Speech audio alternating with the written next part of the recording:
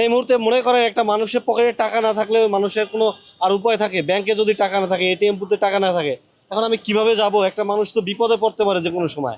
Selfie নিয়ে আমি টাকা তুলতে পারি না, এখানে আমি এটিএম কার্ডে টাকা তুলতে পারি না। একটা ব্যাংকে এইভাবে ধ্বংস করা, এটা বাংলাদেশে ছাড়া আর কোথাও পৃথিবীতে দেখি নাই। দেখেন, আমি গুলিস্তানের যে এটিএম বুথ ওইটা ঘুরছি, পল্টন মোড়ের যে সব থেকে বড় এটিএম বুথ ওইটাও ঘুরছি, ওখানেও টাকা নাই। এখানে আসছি, এখানেও টাকা নাই। তিনটে এটিএম বুথ আমি ঘুরলাম, টাকা নাই। বাংলাদেশের ইতিহাসে মনে হয় এরকম কোনো ঘটনা কখনো ঘটেনি এর আগে। হ্যাঁ, আমি এই সরকারকে বলবো, এই প্রধানমন্ত্রীকে বলবো, মাননীয় প্রধানমন্ত্রী জনাব তারেক রহমান, আপনার কৃতিত্ব যারা নষ্ট করতে চায়, এই ইসলামী ব্যাংক নিয়ে যারা এই সংকট তৈরি করছে, আপনি দ্রুত এটা সমাধান করুন। না হয় আগামীতে আপনার দল এবং আপনার যে নেতৃত্ব এটি সংকটের সম্মুখীন হবে। এই মুহূর্তে মনে করেন একটা মানুষের পকেটে টাকা না থাকলে ওই মানুষের কোনো আর উপায় থাকে? ব্যাংকে যদি টাকা না থাকে, এটিএম বুথে টাকা না থাকে, এখন আমি কিভাবে যাব? একটা মানুষ তো বিপদে পড়তে পারে যে কোনো সময়। তাহলে বিপদে পড়লে সেই মানুষ টাকা কোথা থেকে পাবে? সেলফি নিয়ে আমি টাকা তুলতে পারি না, এখানে আমি এটিএম কার্ডে টাকা তুলতে পারি না।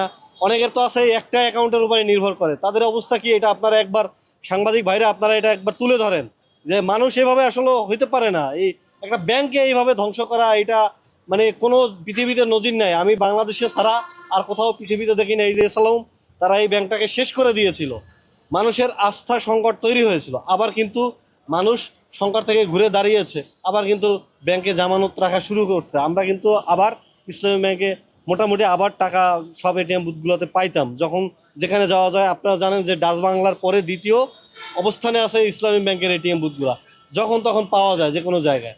তো এখন আপনারা এই ব্যাংকটা নিয়ে যদি সিনিমিনি খেলেন, এদেশের জনগণ কিন্তু আপনাদের উপরে ক্ষিপ্ত হয়ে যাবে। আমি বললাম, এদেশের জনগণ, আপনারা খেপাইয়েন না, আপনারা এই ইসলামিক ব্যাংকটা দয়া করে জনগণের ব্যাংক, জনগণের কাছে ছেড়ে দিন। আপনার কষ্টের টাকা আপনি উঠাবেন, এতেই তো বাধার সম্মুখীন হতে হবে। সেটাই তো ভাই, আপনার এই সরকার আসলো কয়টা মাস হয়েছে, এর ভিতরেই যদি জনগণকে এইভাবে পদে পদে যদি তারা এভাবে কষ্ট দেয়, বিভ্রান্তি ছড়ায়, তাহলে তো জনাব প্রধানমন্ত্রী তারেক রহমানের যে আই হ্যাভ এ প্ল্যান, হ্যাঁ, তার যে বাংলাদেশ নিয়ে স্বপ্ন, হ্যাঁ, জিয়াউর রহমানের যে স্বপ্নদ্রষ্টা জিয়াউর রহমানের যে স্বপ্ন, সেই স্বপ্ন তো ভুলণ্ঠিত হবে।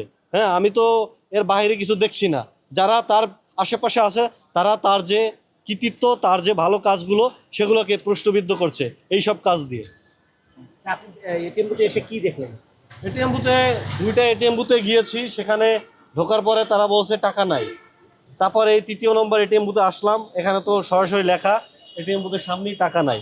তো এইটা তো বাংলাদেশের নজিরে খুব কম দেখা গেছে। আমরা দেখছি যে এর থেকে অনেক বড় বড় সংখ্যাটাও এরকম দেখা যায় না যে এটিএম বুথে টাকা নাই। তো দ্রুত এই সরকারকে আমি বলবো, আপনারা যদি জনগণের সরকার হয়ে থাকেন, আপনারা জনগণের কষ্ট বোঝেন, ইসলাম ব্যাংকে দ্রুত এই জনগণের ব্যাংকে জনগণের কাছে ছেড়ে দিন। এই ব্যাংক নিয়ে ছিনিমিনি খেলেন না।